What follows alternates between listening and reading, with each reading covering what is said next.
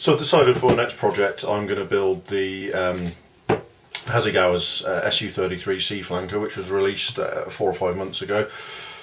It's a very nicely tooled model. As you can see, the underside and the well, both the fuselage halves essentially are tooled complete with wings moulded in as one part. It's a very nice bit of tooling. The rest of the kit, I haven't even taken out the bags yet, so let's get them out of the bags.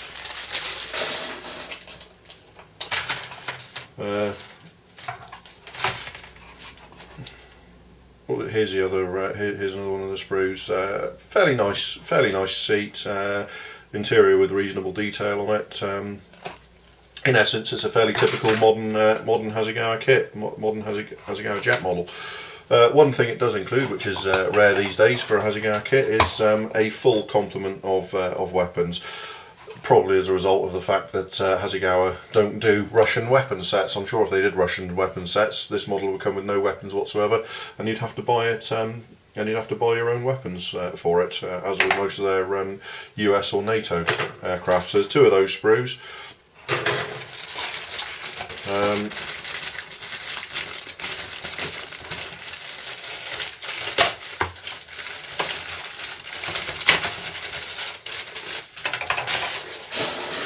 And a sprue with things like the intakes and the tail group on it.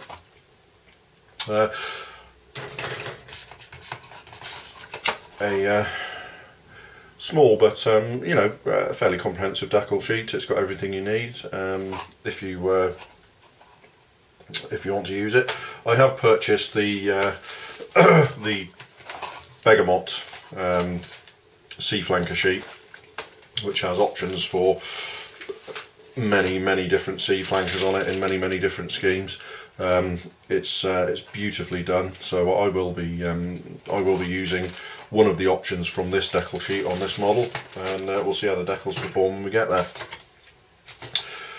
Now, one thing some people always seem to want an aircraft with folding wings to have a folding wing option. The kit doesn't include a folding wing option, which is something I'm personally very glad about.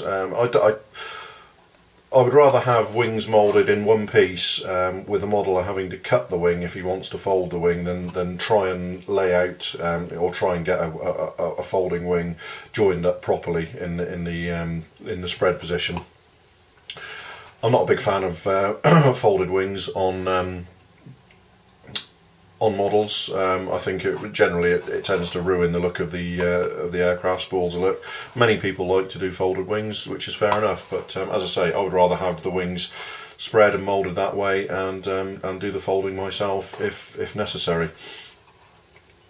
There's been a couple of issues have been highlighted with the kit since it's been released. The tail stinger and spine here is not quite the right shape. It needs to be more rounded, whereas it's quite squared off in the kit. Some people have raised issues with things like the shape of the canopy and other things. Now, I'm not belittling those. You know, they're genuine concerns. They're genuine issues with the kit. I will, however, not be correcting any of that. As a purely personal opinion, it's a nice enough moulded kit. You know, everything about it is very nice indeed. I can live with those minor inaccuracies for the sake of a quick and enjoyable build. Others' opinions will clearly vary, and more power to them for that if they want to go through the correction process. I choose not to. So that's my next project. That's just the basics of what you get in the kit, and I'm just going to remove a couple of the sprue gates from the underside, which protects the wing, and then I'm just going to offer the top and bottom fuselages together just to see what just to see what the fit's like, because looking at it previously, the fit looked quite spectacularly good actually, and yes, based on that, I foresee no issues with this model whatsoever. So there we have it. My next product. Okay, so one of the first things that I need to do with this before I go any further is decide which pylons I'm going to be using on the model. Now, I'm going to have a full weapons load on this model, so all the holes in the wings to accept pylons need to be drilled out as per the instructions. So it's just a small drill. Locate the hole and work through. So there's 3 pylons to each wing, all of which are flashed over and need drilling out. So it really is the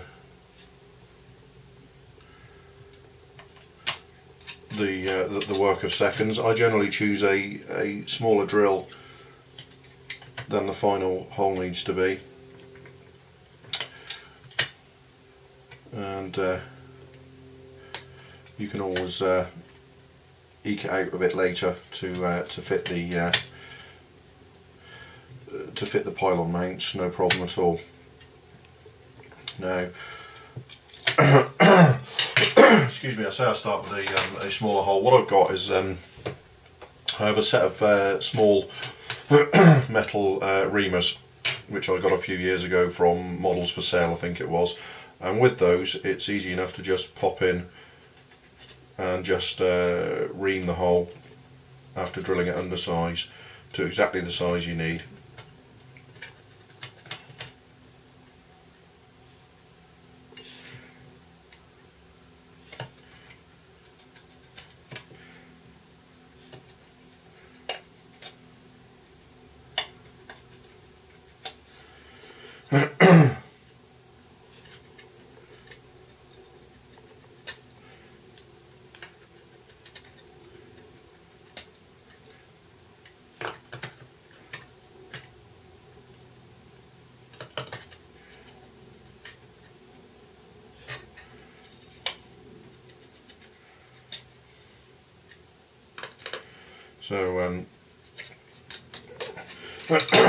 So that's those done, and then what I'm going to do is just go over the surface with a fresh blade, just removing the burr.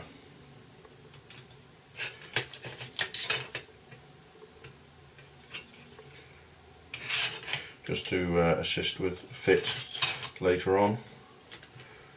Make sure there's no burrs on the surrounding the hole. So I'm just going to check for the fit of the upper and lower fuselage halves and see if anything needs tweaking. And I don't think it does. It's a fairly typically modern Hasegawa tooling, in that the fit is pretty much spot on. So I'm just going to check for the fit of the upper and lower fuselage halves and see if anything needs tweaking. And I don't think it does. It's a fairly typically modern Hasegawa tooling, in that the fit is pretty much spot on. So what I'm going to do is, looking at the instructions, I'm just going to have a look at getting together some of the smaller details on the model, just to get it kind of underway. I'm just sorting out my the glues I'm going to use. So the model has plenty of small sub-assemblies that need to be assembled before you go any further. Things like the nose cone, which need to be assembled, as it comes in 2 halves. Okay, so I'm just having a look and checking over the fit.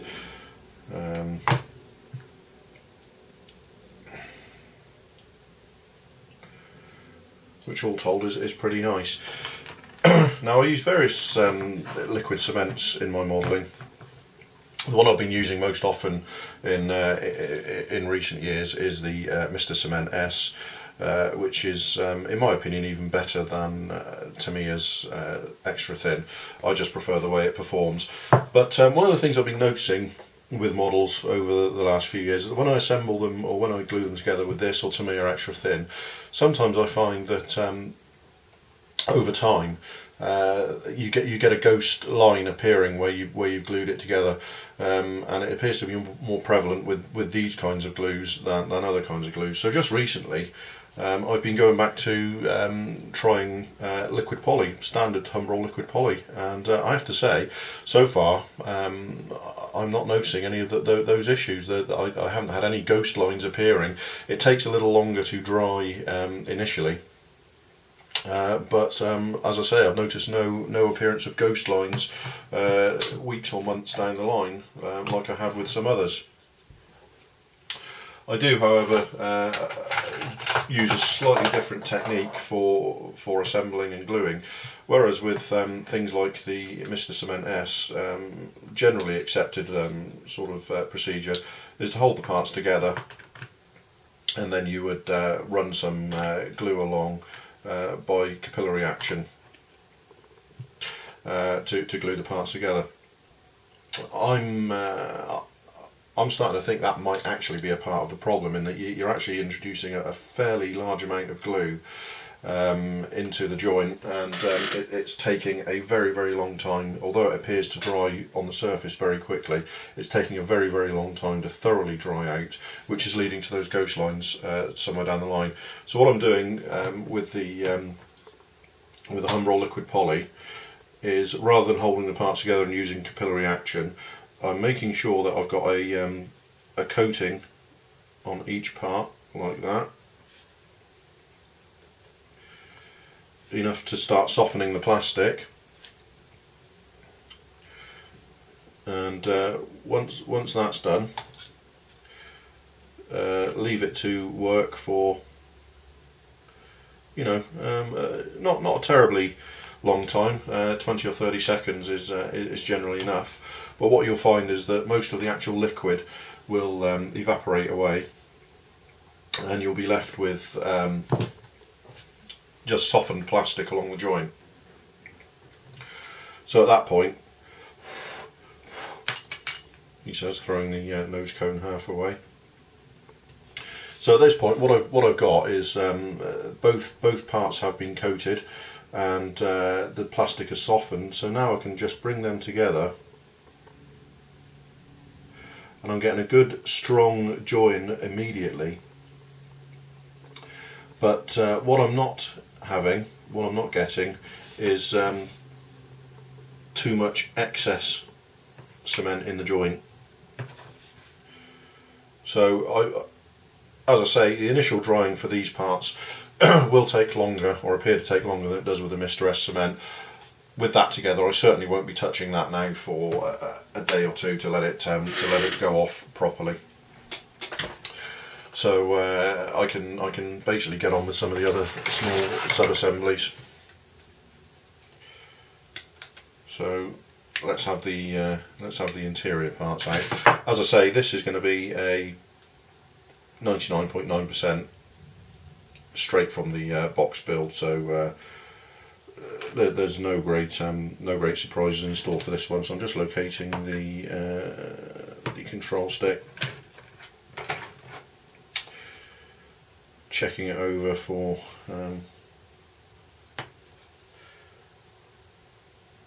mould lines and the like. Just a little bit of a scrape is enough.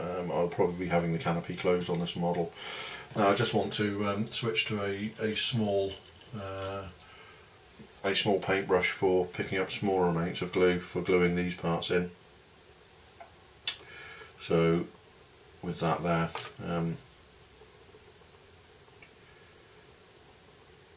there we go. That's the right orientation, and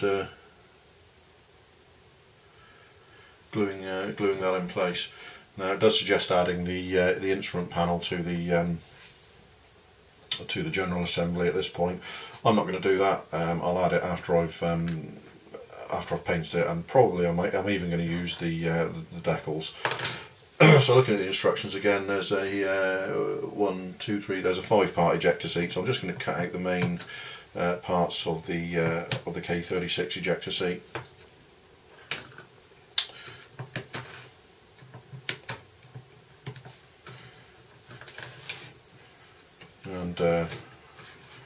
And glue them together.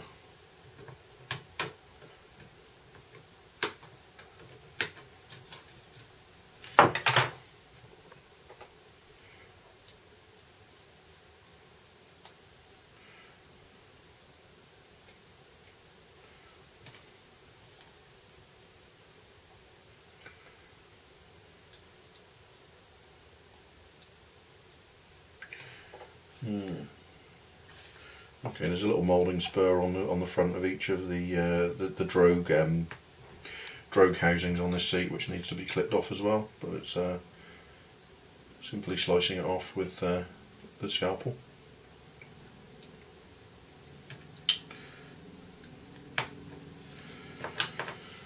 Okay. I appear to have mislaid my favourite tweezers, but let's have a look and see how these this seat goes together.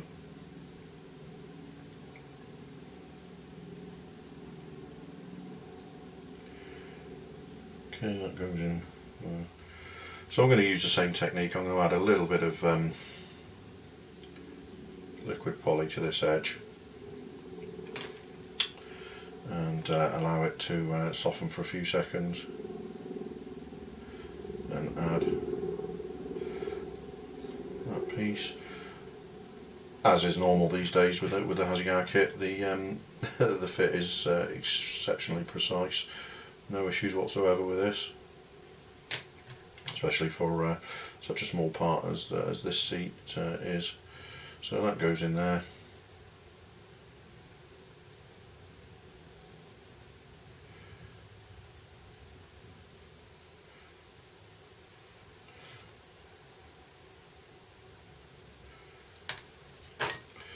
Don't drop your seat.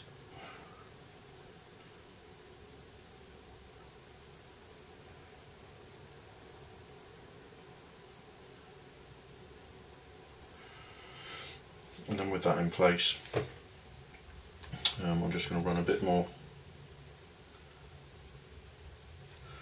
glue down from the inside. Make sure it's together. I'll probably end up adding some seat belts of some description, masking tape or foil or something to this, just to dress it up a little bit. There's another couple of parts to add to that seat yet, but we are on our way. And here's where I can tend to start deviating from instructions and just grabbing you know, sub-assemblies that I know will need doing in due course. So let's have a look at the air intake. So C9 and C21.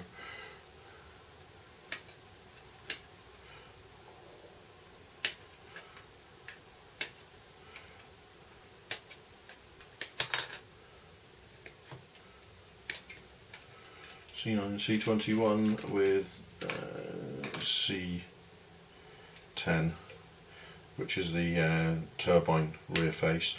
Now I don't plan to actually glue the rear face of the turbine in at this point. I'm just using it literally to maintain the correct geometry of the intake when I add it, or when I glue it together.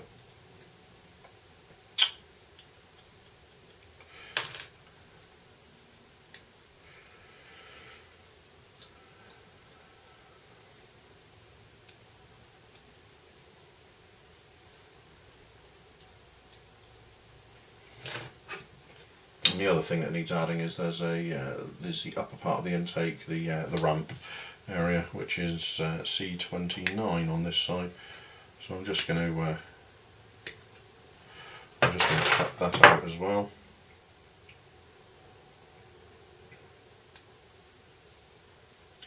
got a the intake ramp parts have a few small tabs in some areas to locate into the intake precisely. So essentially we're looking at, there's a couple of small tabs on here which I'm uncertain of the use of. I think it's probably for the belly mounted missiles. Just bear with me while I look at the instructions. I need to make sure I'm getting this right. Yeah, there you go. When you install the launcher, so there's a couple of small small tabs here.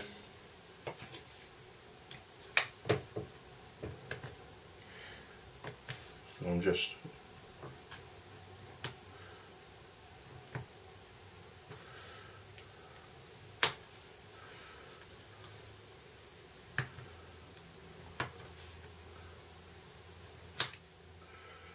going to eke those out.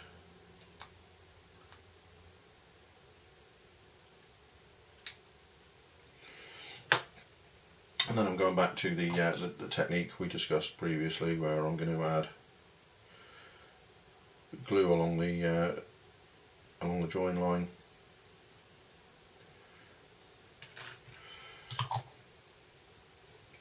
and then leave it for a few seconds to soften the plastic.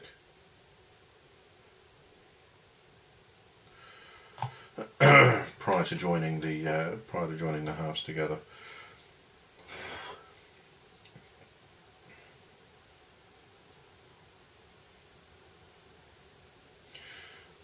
I have to say the fit is very precise indeed.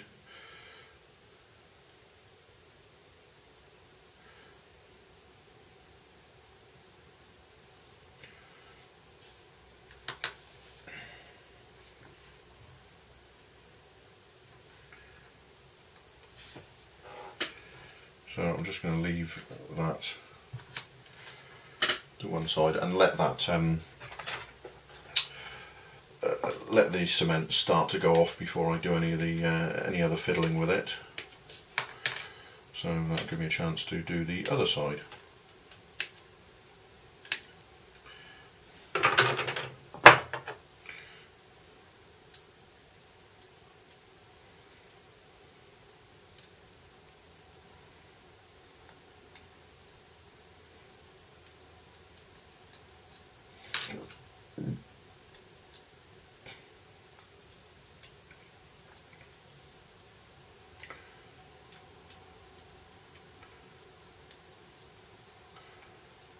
So I'm just checking which side I need to remove the plastic for the missile pylons that go on the air intake undersides.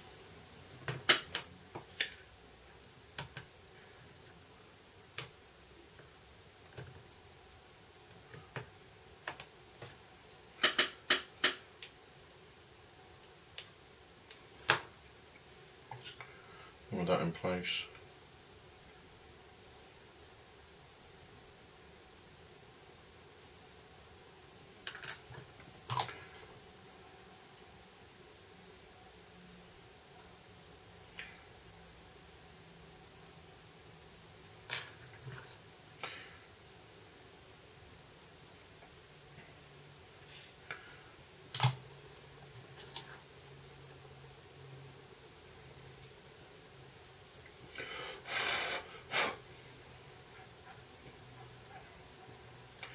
We'll join them together.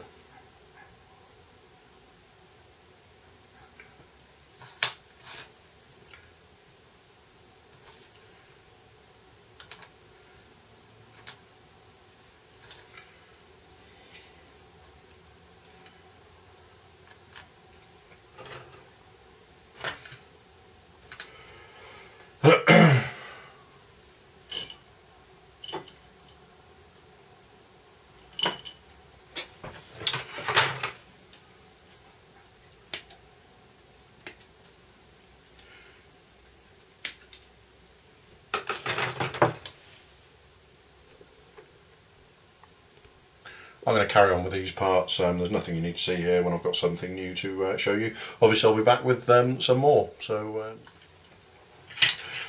okay, as you may have remembered, just slightly earlier I mentioned the fact that I don't like folding wings done separately.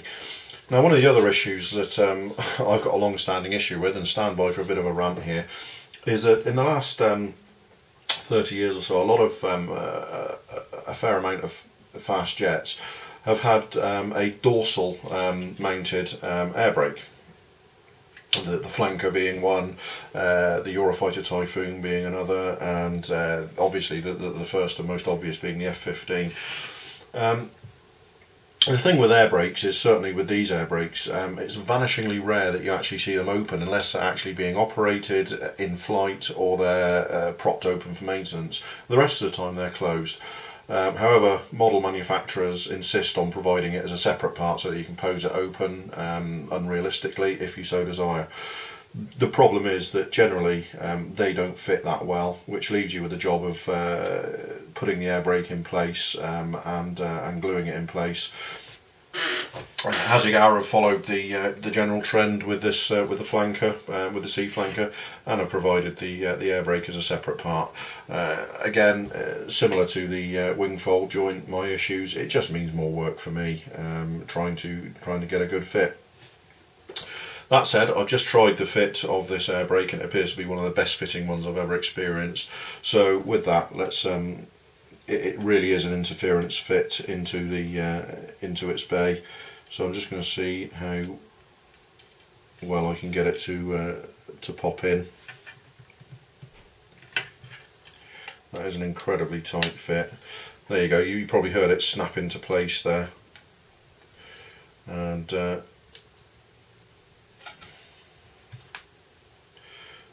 I have to say, for all my moaning, this particular air brake may be the exception that proves the rule.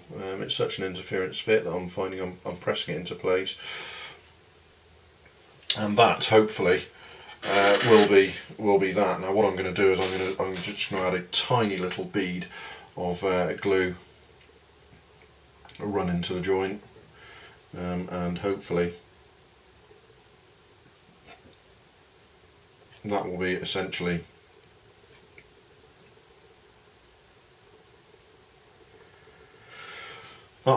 it. So it's not a feature I like on fast jets. It just irritates me and means more work. But I have to say, kudos to Hasegawa. In this instance, that is the best fitting air brake I've ever experienced. That's in place. I'll let that dry out for a few days, and hopefully it'll just need a it's just going to need a little swipe over with a bit of Scotch-Brite when it's done to blend that in perfectly. But that was just a little rant on one of my least favourite parts of modern jets. Being a dorsal air brake, it's in a hugely visible area, so you know, you can't get away without dealing with it properly unless you decide to go the invariably inaccurate route and pose the air brake open. Anyway, there we go. That was just a little something I thought I'd raise with you and the modelling world in general. Obviously other opinions exist, and other opinions are welcome. That's my opinion. I don't like it. It's dealt with now, so we can move on.